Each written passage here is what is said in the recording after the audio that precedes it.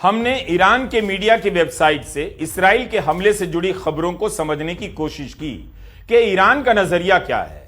Iran की Tasnim news agency के अनुसार इस्राएली हमले के बावजूद ईरान में सब उड़ानें नॉर्मल रूप से चल रही हैं, उड़ रही हैं। ईरान की एयर डिफेंस सिस्टम ने सफलतापूर्वक इस्राइल की मिसाइलों को विफल कर दिया। साथ ही यह भी छप रहा है कि ईरान को इस हमले का जवाब देने का पूरा अधिकार है और उसका सैन्य बल और सुरक्षा एजेंसियां जवाबी कार्रवाई के लिए तैयार हैं। तेहरान टाइम्स की रिपोर्ट के अनुसार तेहरान के बाहरी इलाकों में कई धमाके हुए। एक अमेरिकी अधिकारी ने अल जजीरा को बताया कि अमेरिका इन धमाकों के बारे में जानता है और हालात पर नजर बनाए हुए है।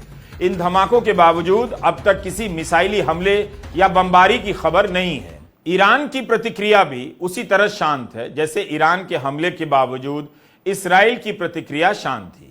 ईरान ने 150 से अधिक मिसाइलें दागी।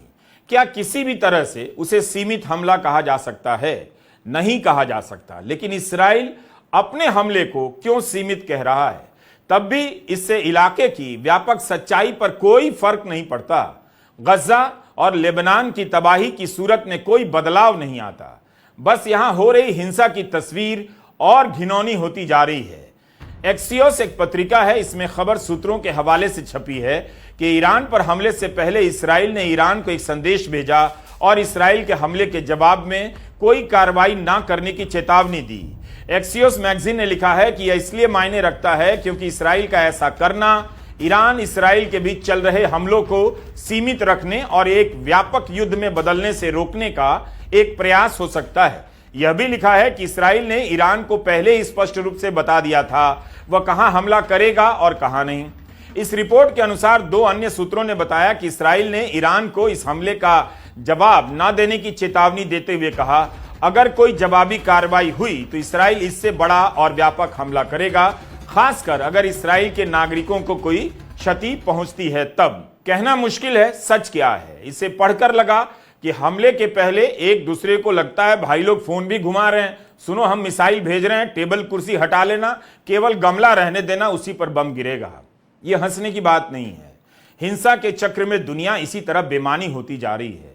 मीडिया रिपोर्ट में धमकियों, चुनौतियों और चेतावनियों भरे बयान एक दिशा से दूसरी दिशा में जाते नजर आ रहे हैं। हर बयान चेतावनी के साथ आ रहा है या युद्ध को एक नियंत्रित तरीके से बढ़ाने की कोशिश लगती है, लेकिन उसे एक व्यापक रूप देने से रोकने का प्रयास भी दिखता है। वैसे इस्राइल ने पहली बार ऐसा किया है। अब तक अपने से बहुत ज्यादा कमजोर ताकतों पर इस्राइल पूर्ण रूप से एक तरफा युद्ध ही झोंकता रहा है। गजा और लेबनान को रौंदने में इस्राइल ने तो कोई संयम नहीं दिखाया, लेकिन क्या वह यह स्वीकार कर रहा है कि ईरान से सीधे टकराना उसके लिए भी अच्छा नहीं होगा? यह उसकी अपनी रणनीतिक समझदारी है या अमेरिकी चुनाव के कारण इस्राइल का कुछ समय के लिए संयम है? क्या इस्राइल